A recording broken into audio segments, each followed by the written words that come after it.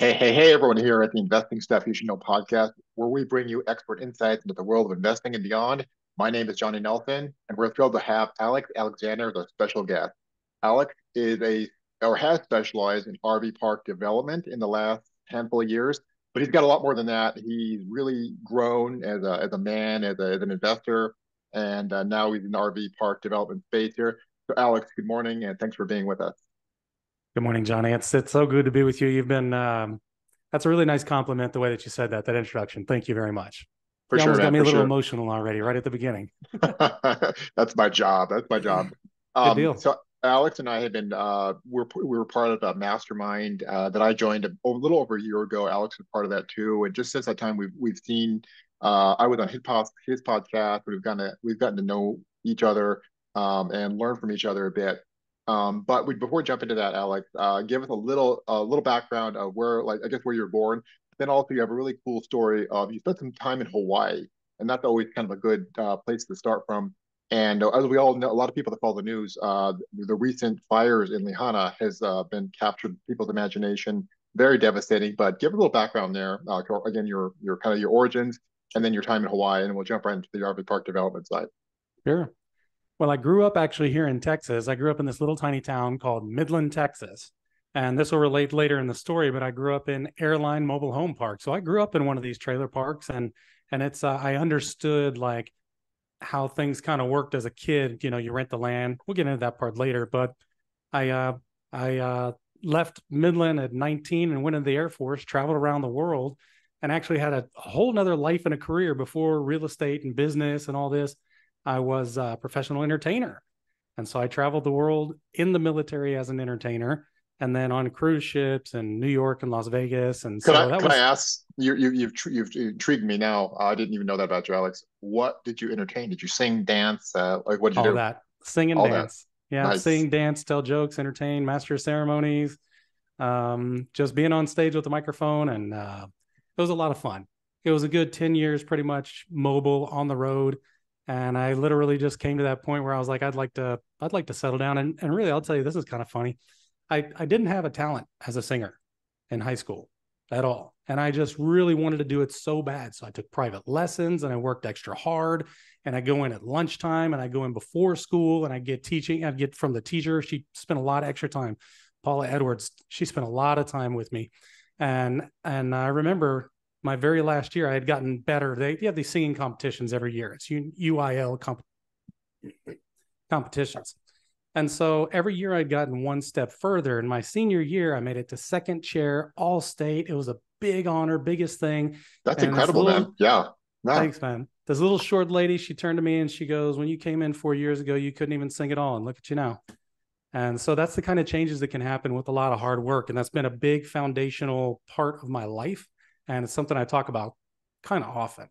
That's awesome, man. And I just right now, that's something I have wanted to do for probably 10 years that I haven't taken the time, but also just like, hearing that story and seeing other kind of growth around me and myself, I know it's possible if I just basically applied myself and was diligent. So just whatever it is, I can play guitar, but also I've been wanting to sing for a long time. So that's really encouraging. Just that little anecdote right there of what's possible with the focus and effort and training of others.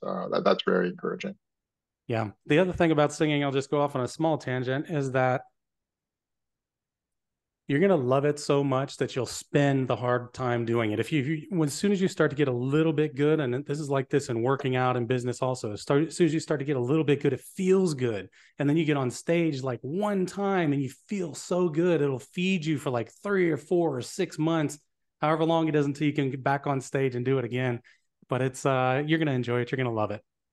Awesome, man. So yeah, I'm gonna double down on that and get lessons after finish up some of the things I got going on in my life. But the focus is on you. So that's an awesome kind of beginning story there. And then I know we're kind of skipping right over to it. So then but you spent some amazing time in Hawaii, or at least you had, what I thought sounded like an amazing story. Talk to us about that. Yeah. So I spent 10 years in Hawaii and it was off grid.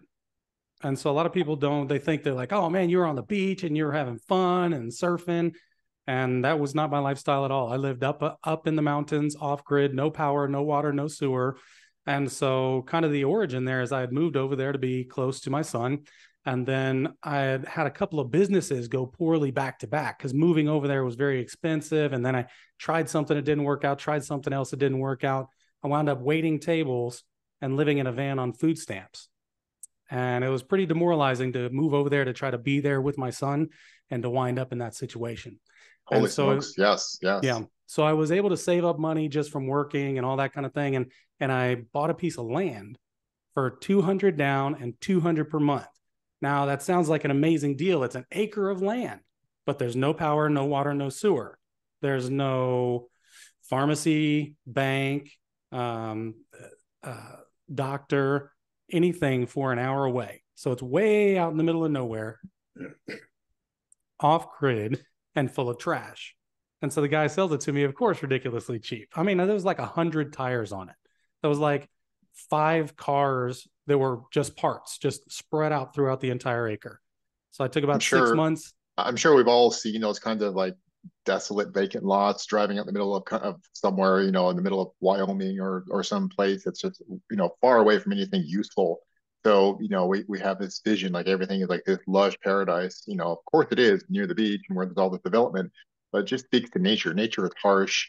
And man, when he interacts with nature in a careless fashion, leaves trash, there's no development, there's nothing of real value there. So he would be delighted. I'd be delighted too. Like, yeah, I got this like worthless acre of land or whatever. I'll get about $200 a month. Hey, why not? For sure. Let's do this. Yeah, and he was thrilled about it. So once he saw what I was doing with that one, he owned the one next to it and he had that sold to another guy. That guy just disappeared, stopped making the payments. He said, "Hey, you want to buy the one next to you for 400 down, 400 a month because it's nicer?" And I go, "Okay, sure."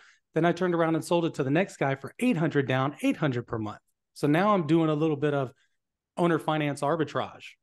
And so I started doing that with this fellow. We did contracts for deeds, and he kind of taught me the business. He was 84 when I met him, and he was the spryest guy ever. Bob DeBauer. I kind of tricked him into being my mentor because every month I would come and I say, "I got to pay you in cash," and he go, "Oh, just go put it in the bank." And I said, "No, no, no. I really want to give it to you in cash because now I've got 2 of his lots. Now I've got 3 of his lots. It's starting to grow. Now I'm bringing him a larger amount of cash. By the end, I'm bringing him like $6,000 to $10,000 in cash every month." So Wow. he's thrilled to see me whenever I show up because Yeah. I'm basically like he's got 10 to 12 properties that he doesn't have to worry about because I'm the one who's reselling them. Yeah. So he just taught me a lot about the business, and before you know it, I had 12 of those properties, and then I had somebody come over and give me an investment. Brent Mott out of Houston, Texas, amazing investor, really good friend, and he came over and actually hiked up on the land, and we bought 36 acres, an entire city block, one whole block. And within he went out and raised $300,000 for us to buy the whole thing and do some excavation. And within 30 days, let's see, it's 32 days, we excavated 34 driveways and house pads. And we just got it knocked out within 6 months. We had taken that $300,000 and turned it into $1.5 million worth of contracts, worth of revenue, worth of income coming in.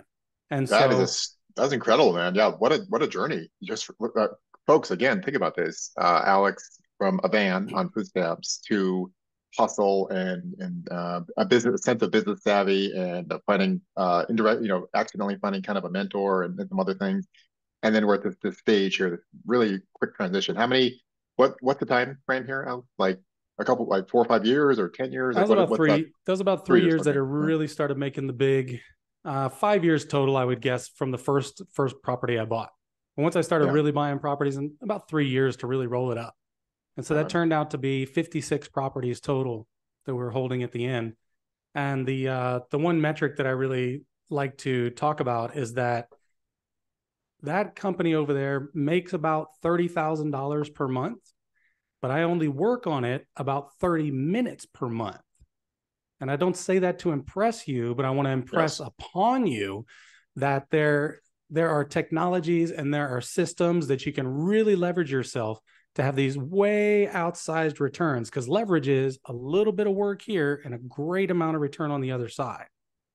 And so this is how I've been able to leverage myself. And then the reason I'm talking about it is because I took that knowledge and I brought it over into RV parks because I started realizing, I said, wait a minute, I'm selling this person a property, so they pay me every month, right?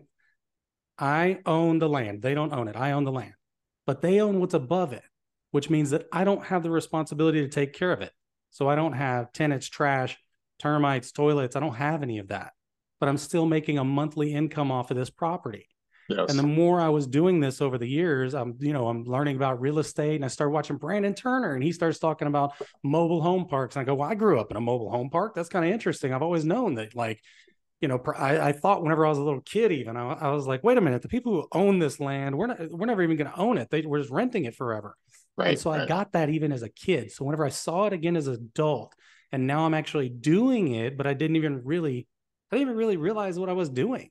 But whenever I finally did, I kind of had this aha moment, and I said, wait a minute, we can take this ignored lower part of the economy and we can give it like the rich treatment. And so that's what I did with my properties in Hawaii. I put it online. I made it digital. I allowed them to make payments online. So they, most real estate now, you can just do it all right there online. Boom, boom, boom, right on my Right. website. All the way to them making their payments down to I text them an SMS or a QR code. So they get a text, QR code. They take that into Walmart, CVS, 7-Eleven. They show it to the cashier. They scan it, take cash, and that goes straight to my account. So that's what I'm saying. You can really leverage yourself with these technologies. I'm not driving around picking up cash from my customers who don't have bank accounts, because I have customers who are from the Marshall Islands. They're Micronesians or Marshallese, a lot of them. And they might be new to living in a place that has access to banks. They live off grid. Their islands are very, very rural, Yeah, for sure. completely off grid. But and so, and so the impression sometimes, not the impression, I guess, or assumption, whatever the right word is there, of people that are, outside the cash society or whatever, is like, oh, they're, maybe they're not, they're maybe illegal immigrants or something, they're maybe criminal, or they don't want to use cash. Like, no, it's like there's people that are just not using, they don't have their what they call the bank list, or they're kind of outside the banking system. They don't maybe have a credit card and some other restrictions, or just they're just not part of their culture. And this allows that type of investing and kind of transactions to happen. And around the world, it's a lot bigger deal than kind of our cloistered system that we have in America. There's a lot more options out there, and you kind of tapped into that. And then within that, you kind of merged it with your way of investing, using land for RV parks and mobile homes, that type of kind of investing. yeah, that's exactly right. And then from all the lessons that I learned there, I knew that I wanted to be in more commercial assets. I just sort of looked at the ability to scale what I was doing. And I was like, I'd really like to be able to knock out like 100 units at one time versus, I can only buy like 5 or 10 units usually at a time whenever it's the raw land. And so I was like, if I bought an RV park, and that'd be like 100 units, that'd be like 100 lots all at one time, because each parking space is giving me the same income as one of my lots. And so I started thinking about it. So I moved over here to the mainland. I also wanted to be closer to my family. I'd been over there in Hawaii for 10 years. And as soon as I got back over here to Texas, it was wonderful to just reconnect with my family and reconnect with just all my friends over here in Texas that I've missed for so long. But once I got here, I got started in RV parks, and I started just digging into it, training myself, consuming content, calling RV parks constantly. So exactly what you would do as a wholesaler, just picking up the phone and just calling RV parks. Do you want to sell? Are you interested in selling? Have you ever thought about selling? And so I just started making lists, and I started calling. And to tell you the truth, in the searching was the biggest education, because when you talk to about 20 to 30 RV park owners per month for two Yes. years, like I have, Yeah. I know what makes an RV park work. I can see why they're going to fail because they tell me their stories. And this is Yeah. a different from multifamily. Whenever you go into multifamily, and even like a lot of single family, when you have like a larger portfolio, a lot of the owners are trying to hide their identity, and not for any legal purpose, for just for nuisance lawsuit purposes. It's really important to kind of like have some barrier in between personal assets and your business assets, just like all businesses. So you don't find that nearly as much in RV parks. So one of the big secrets that I even teach to the people that I work with, all of my partners, is that you don't have to go be quite a private eye. A lot of times you can just call up and you're going to be talking right to the owner of the RV park, the person who makes the decision of who's going to sell it. Help me understand that the bridge there, Alex, real quick. Why not a just like normal, I guess, just human, like, you know, um pride, I guess, or social scoring, social level. why would I just like give you, I mean, yeah, there's a few out there, anyone will just share anything, overshare, but why would I be willing to share, overshare, like, hey, my RV park isn't going so good or having some problems. Why would I be willing to share that with a perhaps stranger in the space versus like if I had a multifamily or a portfolio versus like trying to kind of hide data, like, yeah, we're doing good, and Yeah, also maybe even trying to boost the business, like, hey, this is going sure. good. It's worth $3 million, and actually, because you know how it's going, the battery it's going, it's worth 1 million. But elaborate there if you would. Right now, we have something going on in the economy and society in America that's really changing everything. We call it the Silver Tsunami, and we've talked about it before. It's the fact that the baby boomers are retiring, and that's a big deal in the greater economy because they own about 50% of the small businesses in America. The mom and pop Yeah. businesses, about 50% is in that generation. In RV parks, it's more like 80%. Wow. Yeah. So the RV parks that I go and find, they don't have online booking. They don't have dynamic pricing. They don't have property management. They're very unsophisticated. So you have mostly boomer owners, mostly unsophisticated, and they really don't know why they would hide any of their information. Some of the stuff that they're not interested in sharing is kind of how much they take in cash and how much they pay in taxes. So a lot of the big underwriting that I do, we had to find a workaround because they're almost all tricking out the system for the taxes. They'll pay themselves like $250,000 as the manager of the park and stuff like that to try to move money around in different ways. So we go in and we're not that concerned about how much money they're making now because I know enough about the market. I know enough about what would draw people to that area and keep it full and how to advertise it. So we don't even care what they're doing. We're buying their infrastructure to do what we do. So Oh, we don't have a cash box where somebody can come drop off cash and an on-site manager that's collecting cash and, checking. It's not like that. What we do is completely online. Professional property management, revenue management, yield management. Dynamic pricing has completely changed the game. There are times whenever you can make double the amount of money because during dynamic pricing times, okay, so I should explain. Dynamic pricing is what you experience whenever you buy an airplane ticket during a really popular time like Christmas. So it's supply and demand. You have less supply, higher demand, higher price. So it's the same thing. We can do that online digitally with our online booking. So somebody goes to book online at 50% occupancy, we begin to raise the rate 10% per 10% occupancy. That's some more of my information. You get some of the good free stuff today, Johnny.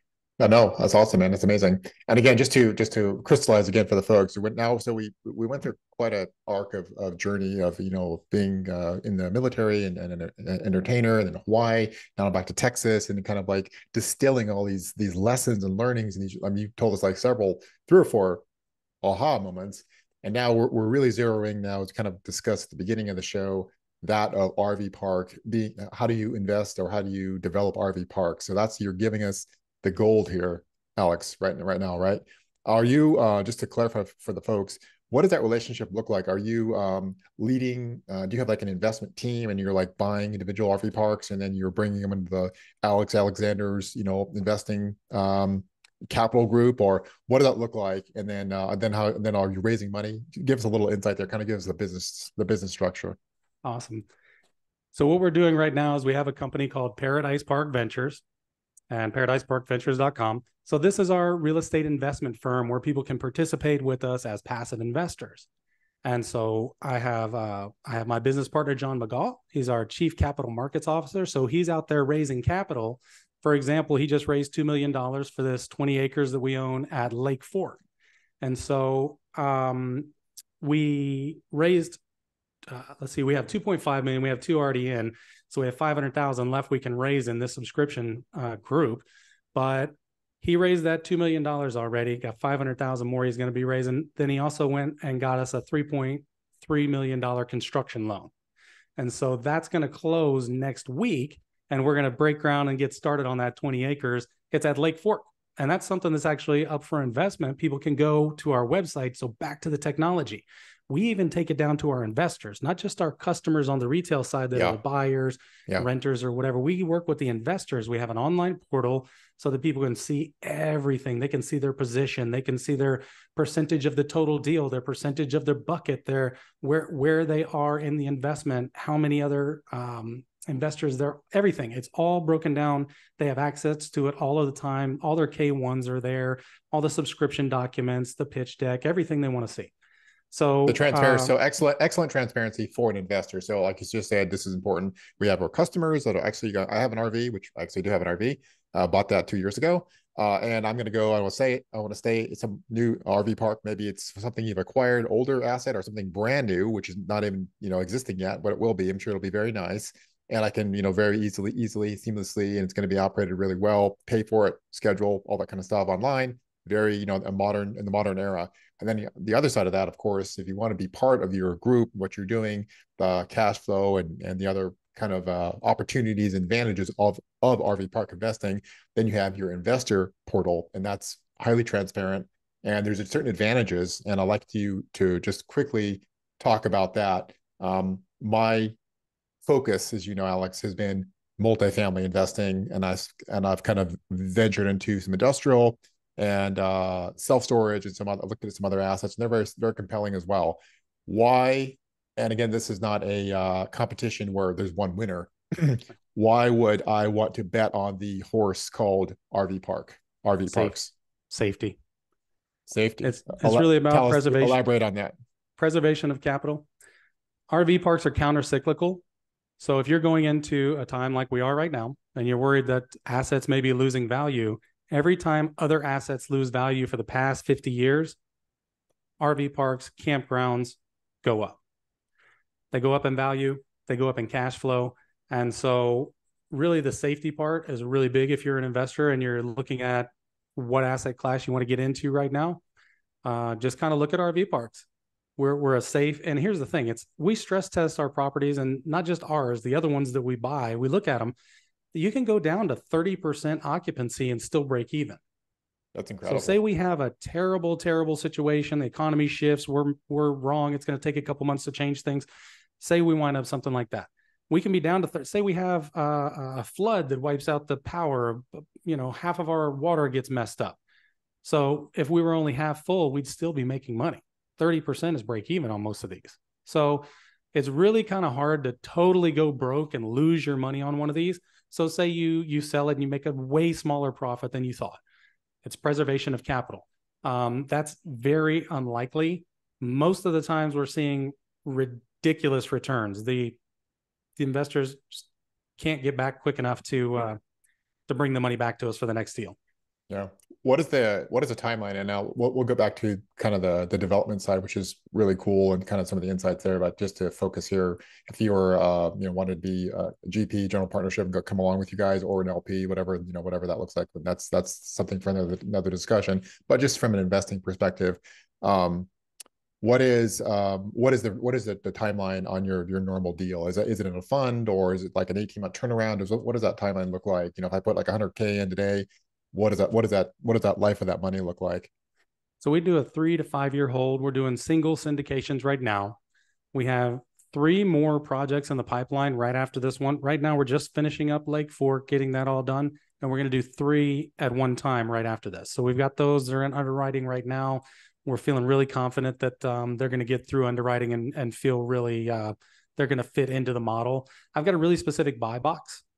And so what I did is, through all this research of the 20 to 30 RV park owners that I've been talking to every month, through all of that time, I started to crystallize the specific RV park for us to buy. Because if you go out and you're a single family home flipper, and you know that 3-2s that's your sweet spot. That's it. It's where you're going to make the most amount of money. You're going to be able to do them quickest. There's most profit in your pocket. You've got systems and procedures built out and infrastructure to make that happen. That's exactly what we have for RV parks. And instead of 3-2s, I have a specific buy box. And here's the other thing. About 20 to 30 years ago, whenever these folks who are now boomers were buying RV parks, buying land and developing them, they all kind of had the same idea. They said, we're going to go and buy this size of land. but we don't have enough money to build on the whole piece of land. We'll just build on half of it. And then later on, maybe when the kids get out of school or something, we'll build the second half. Well, what wound up happening is their first half became successful. They made $150,000, $200,000 a year. And they're just like, why in the world would we work more and build the second half? We're thrilled with the amount that we make now. And so they wrote it out for 20, 30 years, and they really didn't do any maintenance, and they didn't expand it. And they were friends with the people who were there, so they didn't raise the rents. So they're way below market rates. And there are thousands and thousands of those out there. Incredible. And so I found that this is a real common situation. I know how to find them. I know what they look like. And so kind of the next part that I got into, you were talking about how do I go and acquire them and what's the team about? So we have our real estate investment firm. John and I are real strong on that. There are positions to come in on GPs with our deals. But on the larger side, we're going to be raising a fund under Paradise Park Ventures. But these individual syndications, we take capital raising GP partners. We take deal finding partners. And here's the thing. I realized that there's three parts of a deal. And our mastermind that we were in with Bridger Pennington actually crystallized this in my mind as well, was that there's a deal getter, a money getter, and an administrator. Yes. And so I just form all of our deals the same way. I do the administration. I've spent the money to go learn how to do it. My business partner, John McGaw, he raises the capital. And so we had this deal getter position that I had been doing and we had been all doing together. And I started to realize that we could teach people how to do this. I taught a couple of friends, some family. They started going out having some success. And so now I've put it all together in videos and a curriculum and a full-on course. So I've got a mastermind. I've got a course. I've got just a real great way to teach you how to go find these exact parks, to bring them back and partner with us. Because what I'm trying to do is I'm not just trying to have students that go out and do these deals and half of them succeed, half of them don't. I'm holding their hand. And so I do a very customized approach where I do one-on-one calls with people and I walk them through the deal. And I bring in my team to help out. I got designers, architects, bankers, accountants, attorneys, SEC attorneys to do blue sky filings. And we have the technology already in place. My business partner, John, that I keep talking about, has got the technology in place to handle the investment side so that the K1s go out seamlessly. Everyone can see exactly what's happening and all the transparency in the business. So that's what we've set up. We've been building that and getting it. Now that it's really firm and it's really running well, we're going to plug in 3 properties at the same time.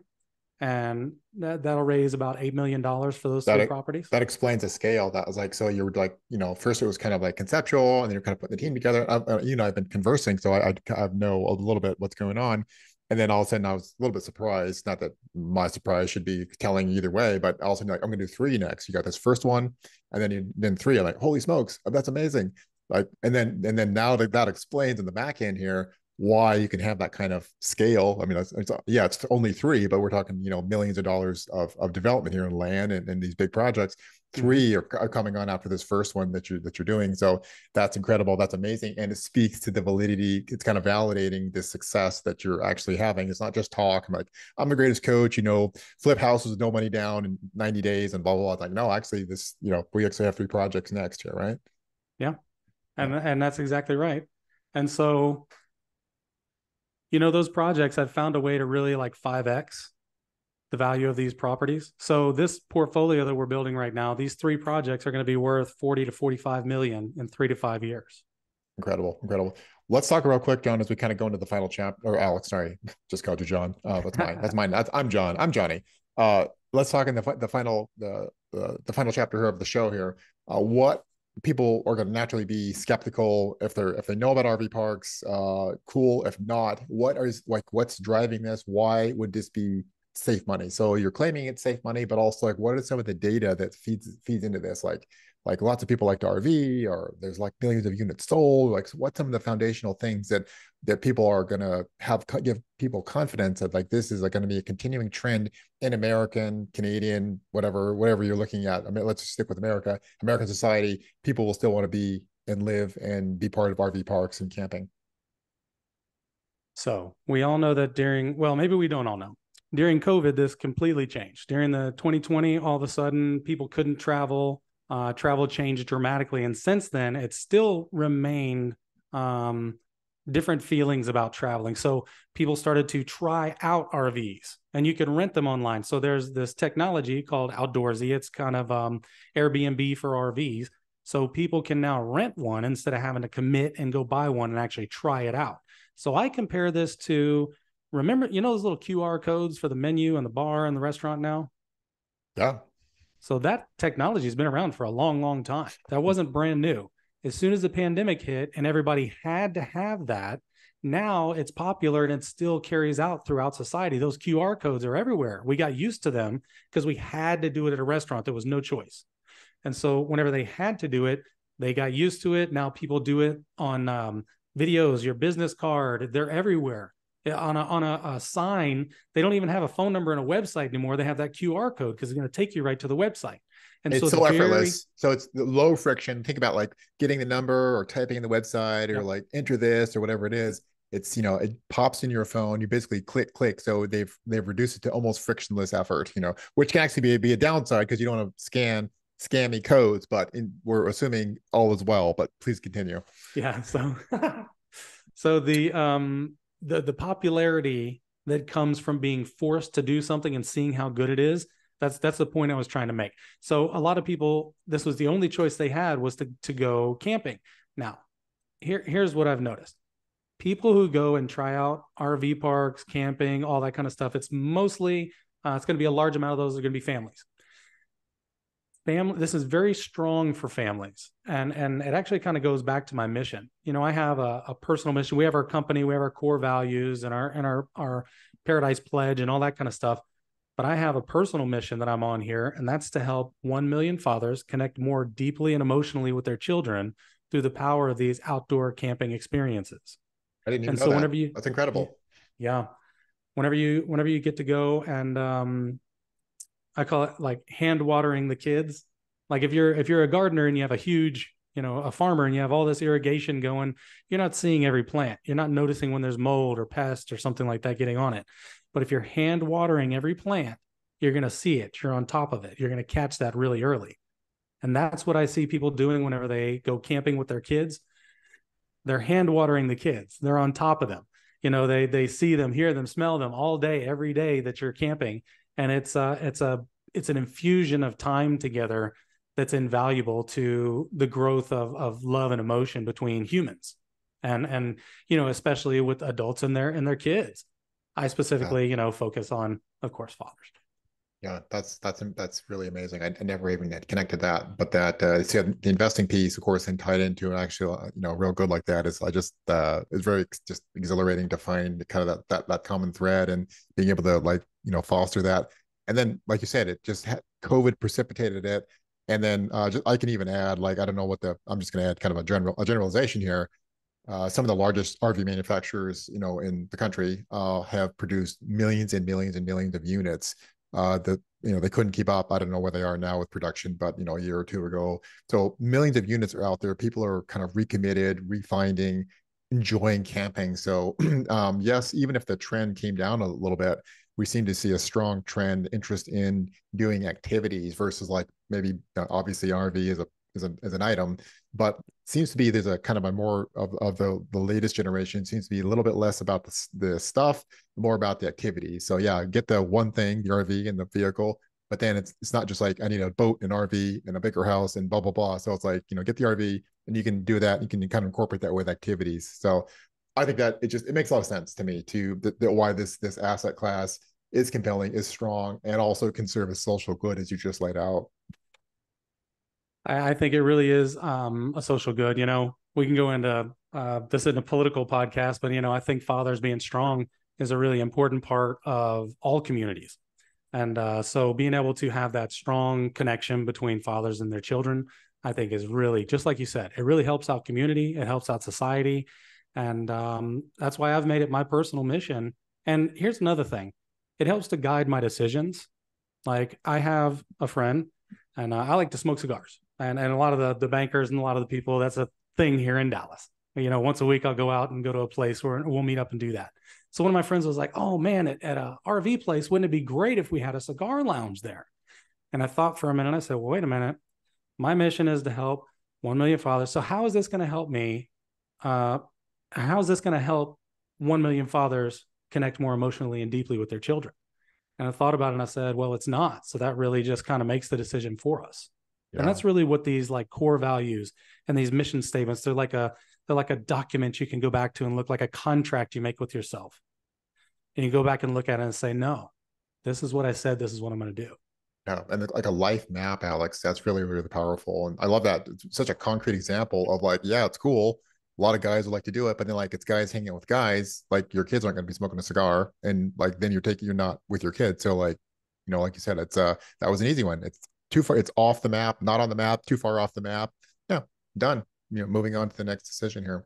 So as we, I guess I'll just like give you the opportunity as we close out the final chapter to, share how can people, and you already kind of mentioned it, but just kind of a recap, how can people get in contact with you about your either as a GP, as a general partner, a limited partner to investing, but then also your course, and other people are going to be interested in learning how to do this, more about this, is this for me, and things like that. So give us a little, give us the best way to reach out, connect. Sure. So Paradise Park Ventures is our real estate investment firm. You can go to paradiseparkventures.com, and that's where you can find our investments, and that's where you can actually invest right there online with us and get in touch with us and everything.